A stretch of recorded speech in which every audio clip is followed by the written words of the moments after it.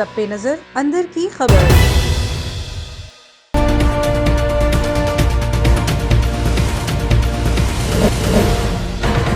بسم اللہ الرحمن الرحیم، السلام علیکم۔ A1 ٹی وی کے ساتھ میں ہوں نیلم ارشد۔ نظر ڈالتے ہیں اب تک کی ہیڈ لائنز پر۔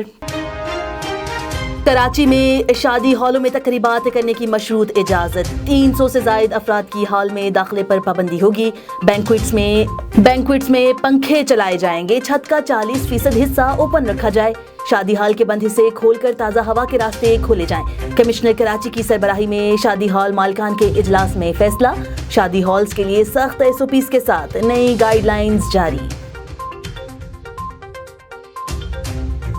پاکستان میں کورونا سے مزید 42 افراد کا انتقال، 2843 افراد بیمار۔ اقتصادی رابطہ کمیٹی نے کورونا ویکسین کی خریداری کے لیے $15 کروڑ کی گرانٹ منظوری دے دی۔ ویکسین پہلے مرحلے میں 1 کروڑ ہیلتھ ورکرز اور 65 سال سے زائد عمر کے افراد کو فراہم کی جائے گی۔ تحریک لبیک کے بانی علامہ خادم حسین رضوی کی نماز جنازہ مینار پاکستان گراؤنڈ میں ادا کر دی گئی۔ میت کو چوک یتیم خانہ کے قریب واقع مدرسے میں تدفین کیا گیا۔ نماز جنازہ کے وقت شہری لوئر مال، ملتان اور راوی روڈ پر سفر کرنے سے گریز کی ہدایت۔ مال روڈ، چوک چوبرجی سے ٹریفک آؤٹ فال روڈ اور نیازی شہید انٹرچینج سے ٹریفک بند، روڈ سے سگیاں کی طرف بھیجا جائے گا۔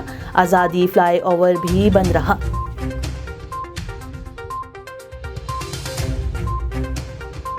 پشاور میں جلسہ ہوگا اور ضرور ہوگا، اپوزیشن کا اصرار۔ جلسہ نہیں ہوگا، حکومت کا اجازت دینے سے انکار۔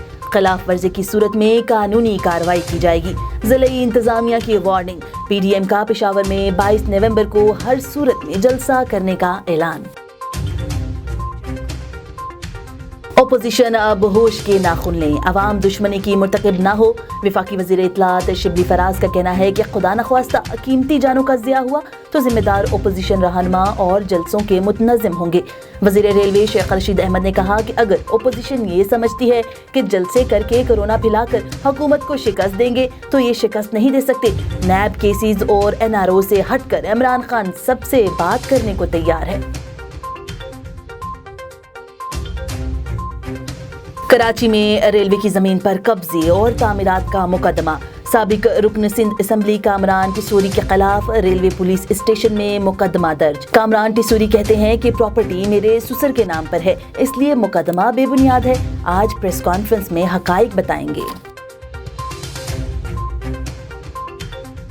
خیرپور میں پولیس اہلکار کو ٹکڑے ٹکڑے کر کے زندہ جلانے کا واقعہ، 6 ملزمان کے خلاف مقدمہ درج۔ بلاول وسان نے اپنے دوست فراز کو 50 لاکھ روپے ادھار دیے تھے۔ ادھار کی رقم کے مطالبے پر ملزمان نے پولیس اہلکار کو قتل کر دیا۔ گرفتار ملزمان فراز راجپوت اور سکلین شاہ نے اعتراف جرم کر لیا۔ ASI بلاول وسان کے قتل میں ملوث ملزمان کو آج انسداد دہشت گردی کی عدالت میں پیش کیا جائے گا۔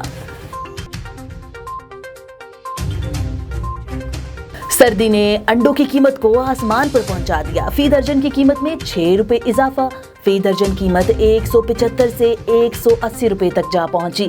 لوگوں کے لیے ناشتے میں انڈا پراٹھا کھانا بھی لگژری بن گیا۔ مٹن، کوکنگ آئل سمیت 20 اشیاء کی قیمتوں میں استحکام، دالوں، چینی، پیاز سمیت 18 چیزوں کی قیمتوں میں کمی۔ پنجاب میں ہفتہ شان رحمت العالمین صلی اللہ علیہ وسلم کا 6واں روز، گزشتہ روز الحمرا ہال لاہور میں محفل سما ہوئی۔ وزیر اعلیٰ عثمان بزدار مہمان خصوصی تھے۔ قوال آصف سنتو خان نے سما باندھ دیا۔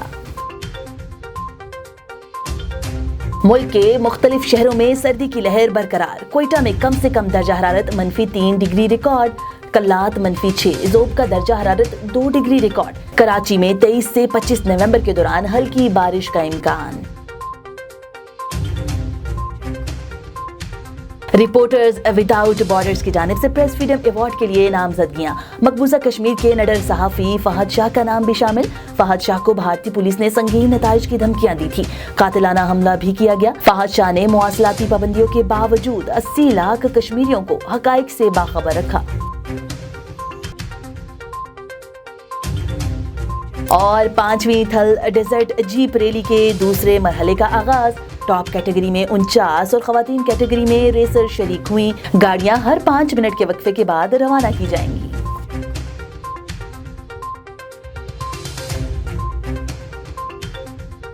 A1 TV से फिल वक्त के लिए इतना ही। मजीद खबरों से बाखबर रहने के लिए आप विजिट कर सकते हैं हमारी वेबसाइट www.a1tv.pk। इसके अलावा आप हमें YouTube, Twitter, Facebook और Instagram पर भी फॉलो कर सकते हैं। देखते रहिए A1 TV। A1 TV, सब पे नजर, अंदर की खबर।